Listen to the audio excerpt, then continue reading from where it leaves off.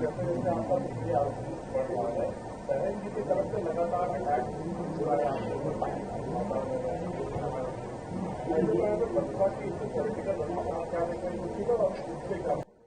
हम तो ये कहेंगे कि अगर कोई और भी आना चाहेगा तो हम लोग ले लेंगे साथ। राहुल जी आपके साथ रहेंगे। राहुल जी आया है जातिगत जनगणना के बाद कि हमारा लक्ष्य था, हमें प्राप्त कर दिया। अगला लक्ष्य होगा कि आरक्षण की सीमा बढ़ाई जाए। तो बहन जी आपके साथ मतलब आपकी ओर से ऑफर आज समझ में आ रहा है, राहुल जी भी है उनका ऑफर। न पहले हम उलझे थे, न अभी कोई फंसा सकता हम लोगों को। इंडिया गठबंधन आगे बढ़ेगा।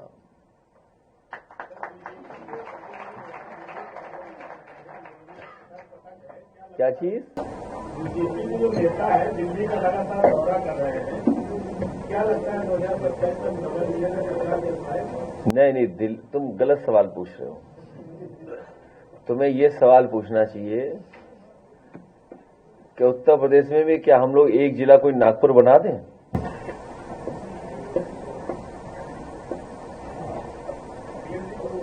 थोड़ा सा रह गया था।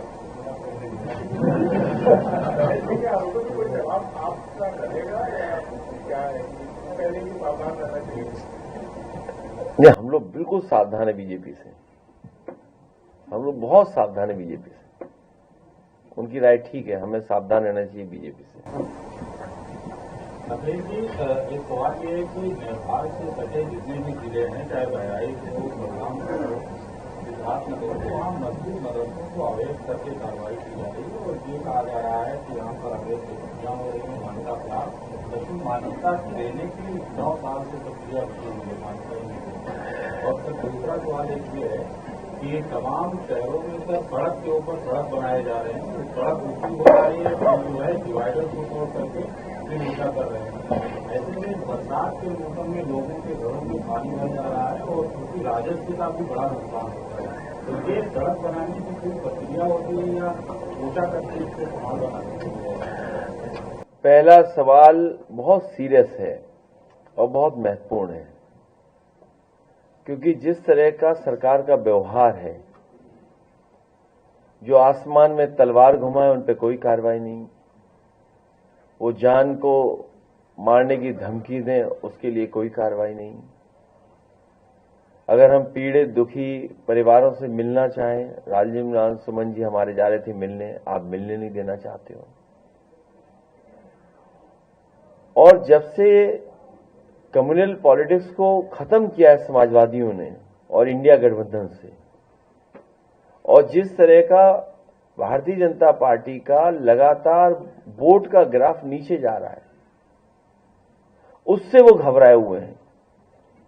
वो अपने समर्थकों को, कट्टर समर्थकों को एकजुट रखने के लिए कभी मदरसों पे कार्रवाई, कभी माइनॉरिटीज पे कार्रवाई, कभी वक्फ बिल लाना, ये जो नफरत की राजनीति वो अपने वोट को संभालने के लिए कर रहे हैं।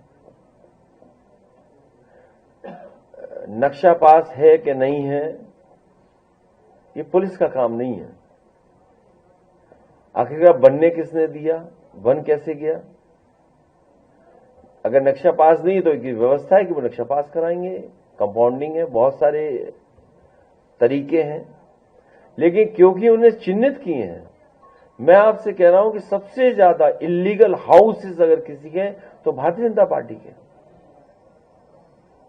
इलीगल हाउसेस, और इलीगल कंस्ट्रक्शन अगर किसी ने किया है, जमीनें सबसे ज्यादा रजिस्ट्रियां किसने कराई? भारतीय जनता पार्टी के लोगों ने। आप देखिए कि अधिकारी का ईमान देखिए, एक अधिकारी का ईमान कितना अच्छा, हमने तो अखबार में पढ़ा कि उसने अपने नाम पर एक भी फ्लैट नहीं रखा। एक अधिकारी लापता है, अंडरग्राउंड है, वो मुख्यमंत्री आवास में है।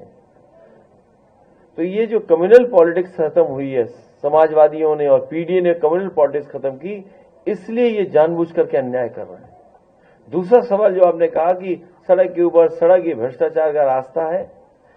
ये जो अर्बन प्लानिंग है, ये भारतीय जनता पार्टी के लोग जानबूझ करके पैसा कमाने के लिए बस सड़क के ऊपर सड़क बना दे रहे हैं। पानी कहां जाएगा पता नहीं।